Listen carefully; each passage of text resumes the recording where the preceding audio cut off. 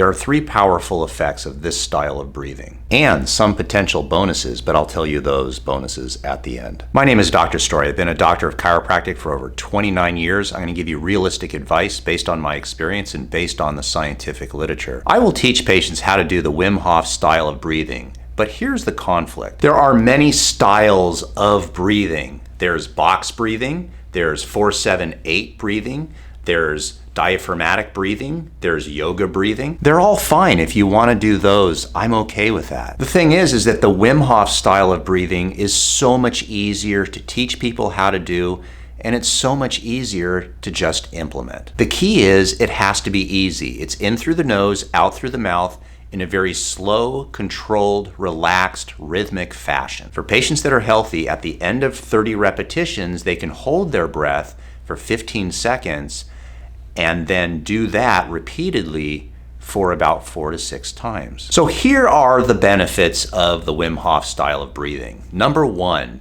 it improves mobility of the rib cage. When you do a full inhalation, when you breathe in through your nose as deep as you humanly can, what happens is your ribs on the front, the sides, and the back will move.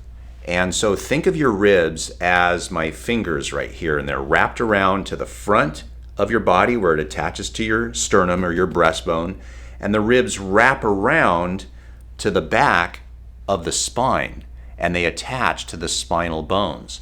So when you inhale, the ribs will actually move like this, and they'll actually move out a little bit. There's just a very slight motion. I'm exaggerating right now, but the thing is, that's what happens to your ribs. There are muscles in between the ribs that force those ribs to move, and when you are doing the Wim Hof style of breathing, you are exercising the joints where the ribs attach to the sternum and they attach to the spine, but you're also improving the strength of the muscles. These muscles are called intercostal muscles, by the way. Here's the great news as you get older. As you get older, you start to develop what's called osteoarthritis, which is damage to all the joints. It's just a natural aging process of the joints.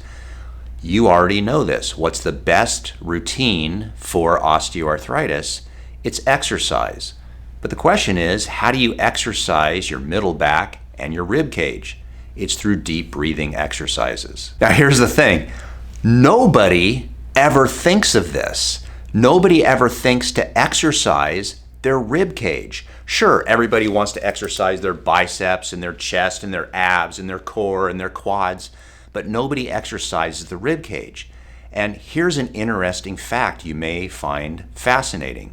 When I'm in the room with patients and I start showing them this, one of the signs that they haven't used their ribs in a long time for exercise is when I ask them to inhale really deeply and they end up coughing. You can test this yourself.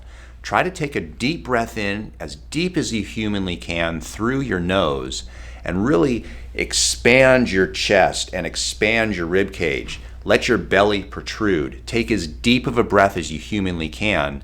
And if you start coughing, that's a sign that you probably haven't moved your ribs to their full potential in a long time. But it's not just osteoarthritis. After post-C of the last 5 or 6 years, people have infections that have damaged their lungs.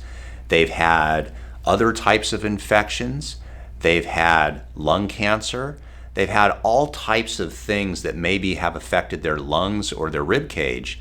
And by never exercising that area again, it just becomes very inactive and stiff. And so by doing the deep breathing, it not only helps the rib motion, but it helps your lung function as well. The second benefit is that it stimulates the parasympathetic nervous system. When you take a deep breath in, real nice and slow, but super deep in through the nasal passageways, you will stimulate the parasympathetic nervous system.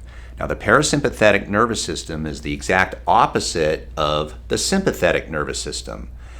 And what happens is, you probably don't know much about the parasympathetic nervous system, but you probably have heard of the sympathetic nervous system. This is the thing that's called the fight or flight. This is where if you have to being an emergency, your body reacts in a certain way. This is when your body reacts to stress. It's sympathetic dominant, so that's where you've heard that term.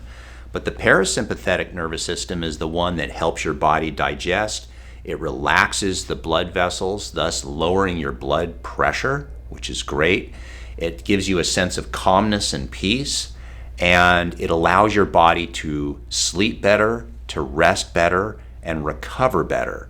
So if you are constantly stressed or under a stressful environment, or mentally you have sympathetic dominance, by stimulating the parasympathetic nervous system, you can have tremendous benefits in your overall health. Better sleep, better recovery from workouts, lower blood pressure, a better sense of calmness and wellness. I mean, it's worth doing if you just stimulate your parasympathetic nervous system. The third benefit is that it stimulates nitric oxide production.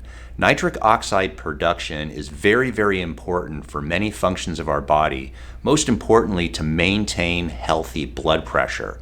So when you inhale through the nose, inside the nasal cavity, your body will help produce more nitric oxide.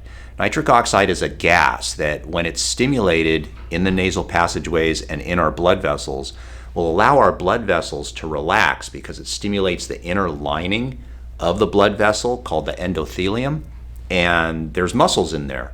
And once they relax, they can actually become more pliable and open up so they're not so constricted.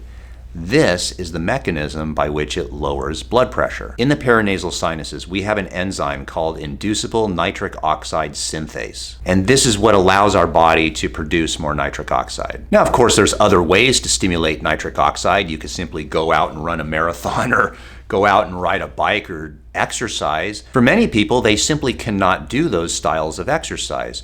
So for those people, deep breathing exercises are their exercise. You're getting the same benefits from deep breathing as you are if you were deep breathing during exercise. So those are the three powerful effects of the Wim Hof technique of breathing. You've got rib motion, you've got parasympathetic stimulation, and you've got nitric oxide production. But there are some other benefits and bonuses that happen when you do this. And thanks for waiting to the end.